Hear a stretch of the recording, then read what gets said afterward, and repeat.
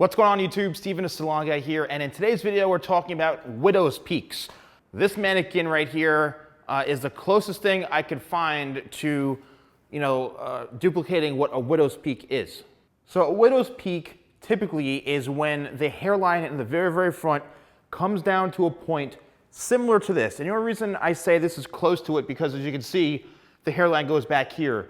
So what if, for example, and the reason I'm doing this video is because I get a lot of comments from people asking about widow's peak, saying, what do I do if I have a widow's peak in the front? How do I get rid of it? What kind of hairstyles?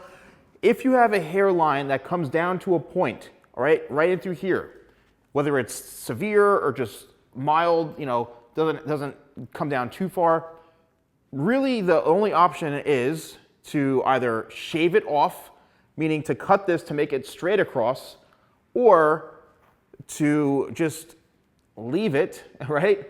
And, wear your hair a certain way. So let's talk about what happens if you actually shave this.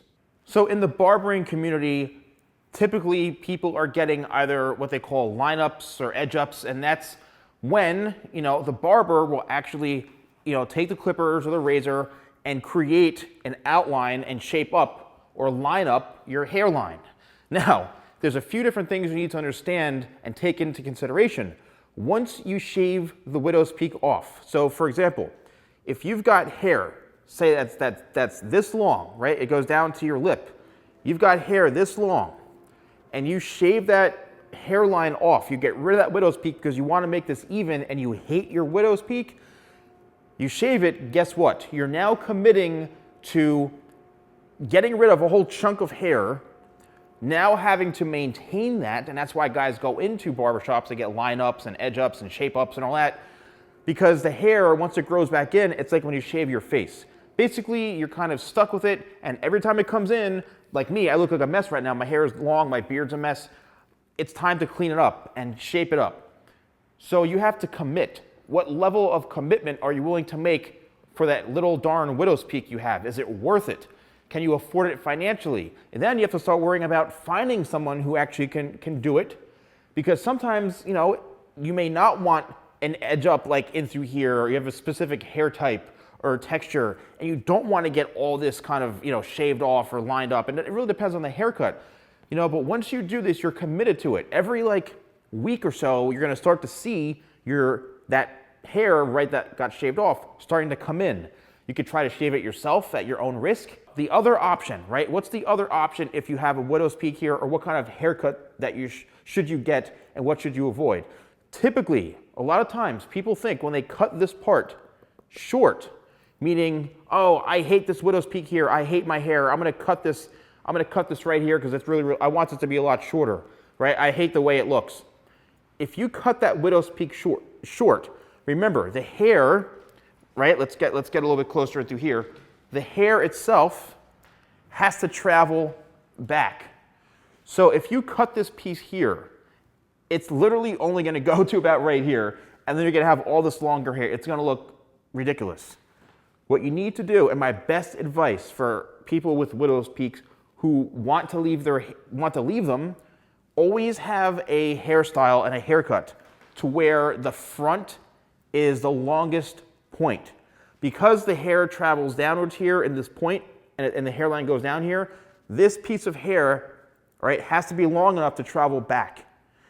Again, if you cut this too short, remember, it's only got a certain amount of distance to go, especially if your hairline is back here. Do not cut it off, right?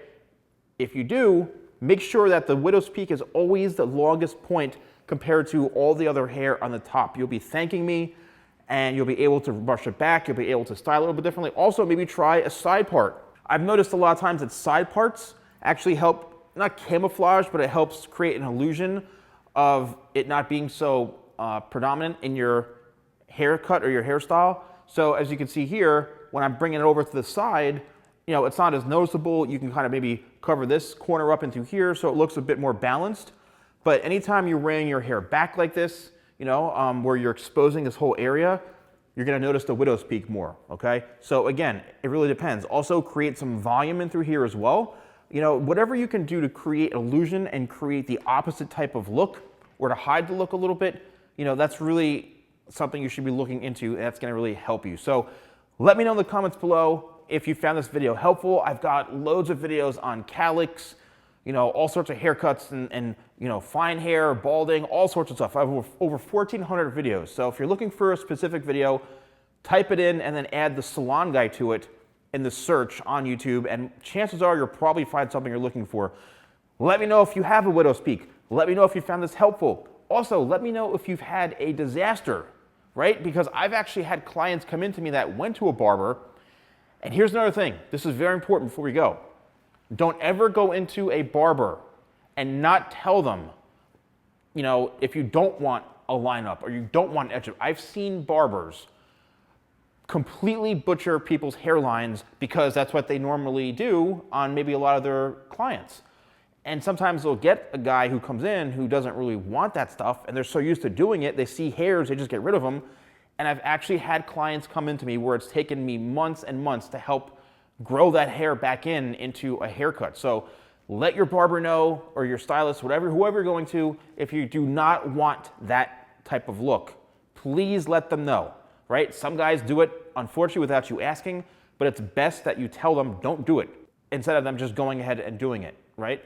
So that's it. Let me know if you found this video helpful. Don't forget to like, comment, and subscribe, and I'll see you next time for more videos with the Salon Guy.